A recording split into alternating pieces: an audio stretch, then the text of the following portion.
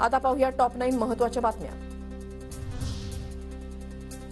मुंबई पुणे एक्सप्रेसवेवर आज वाहतूक ब्लॉक। दुपारी 12 ते 2 पर्यंत एक्सप्रेसवेवरील वाहतूक बंद राहणार। गॅन्ट्री बसवण्याचं काम हाती घेतल्यानं वाहतूक बंद ठेवण्याचा निर्णय। महाविद्यालयांसाठी यूजीसी कडून नव्या मार्गदर्शक सूचनांचा मसुदा प्रसिद्ध। निधीसाठी नवे निकष प्रस्तावित। केंद्र सरकारकडून अनुदान मिळवण्यासाठी नॅक नॅप मूल्यांकनामध्ये सहभागी होणं अनिवार्य। नीट यूजीच्या अर्जासाठी 9 मार्चपर्यंतची मुदत। यंदा परीक्षांसाठी शहरांच्या यादीमध्ये वाढ। 5 मेला परीक्षा होणार। महाराष्ट्र समृद्धी महामार्ग वन्यजीवांसाठी वरदान। खास वन्य प्राण्यांसाठी उभारण्यात आलेल्या अंडरपास आणि ओव्हरपासचा सुयोग्य वापर होत असल्याचं अभ्यासाअंती निदर्शनास।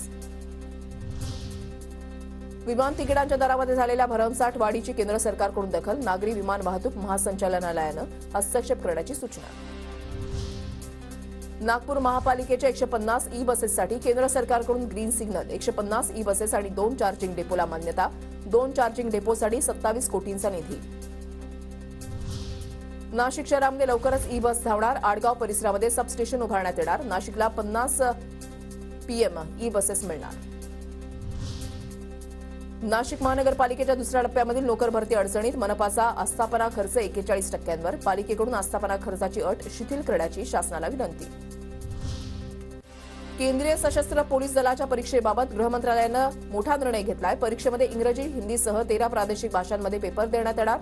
त्यामध्ये मराठी भाषेचाही समावेश।